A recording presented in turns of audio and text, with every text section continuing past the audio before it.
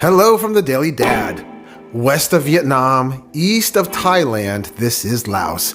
And no, that's not where I am at the moment. I'm actually in Rockville. The Daily family and I are getting ready to walk into the only restaurant in this area that features Lao Cuisine. It is referred to as Lao Cuisine. It's not Laos cuisine, just like it's not Thailand cuisine, it's Thai cuisine. In addition to Lao cuisine, it also serves up dishes you'd find prevalent in northeast Thailand or the Isan region because the two cuisines are very similar. Anyway, since we're here, that means that you get to come along for the ride too. I'm curious and you're curious. On this episode, we're going to have dinner at Eat a Lao today on the Daily Dad. I think most of us have tried and liked Thai food. The same goes with Vietnamese food, and you'd think that perhaps Lao cuisine is kind of a blend of both since the country is sandwiched between the two. But Lao cuisine does have its own unique personality. For example, Lao dishes use sticky rice, which they call khao nyo. You can pick the khao nyo with your fingers and mold the rice to wrap it around grilled meats, for example. And this perfectly segues into one of the dishes that we ordered. This is the Vientiane beef jerky. Vientiane, by the way, is the capital of Laos. The sticky rice forms a kind of impromptu wrapper for the seasoned meat, and it helps to mute the level of spiciness of the exterior rub. Now, the rub is tasty to be sure, but a big issue that I'm having here is that this is a tough chew. Okay, it's called jerky, so this isn't false advertising, but I just don't want my jaws to work so hard for dinner. Another facet about Lao cuisine is that it leans heavily on salads, soups, and stews. Here comes 3 such items that we ordered. This is the Lao Piak Sen.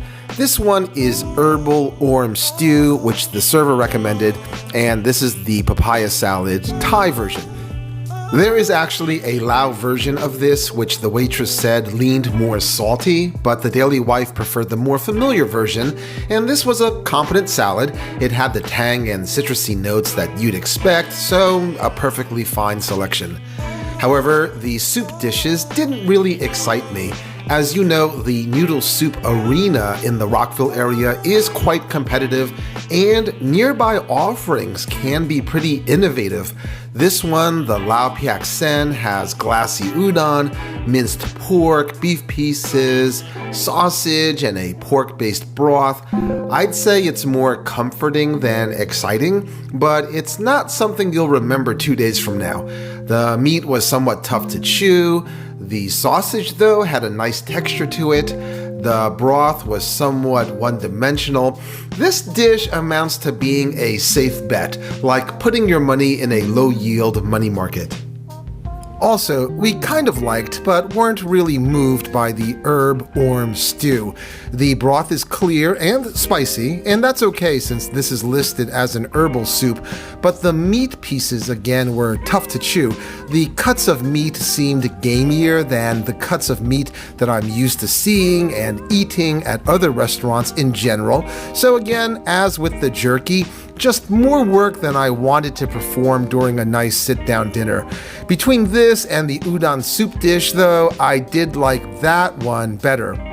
Now, let's move on to the fried tilapia, and both the Daily Wife and I must confess that we shouldn't have ordered this. Tilapia is not really considered to be a staple of Lao cuisine, and deep frying gets away from why Asian food is so healthy and yummy. The fish is filleted, so the bones make up the bedding while the remaining chunks are served alongside a spicy sauce.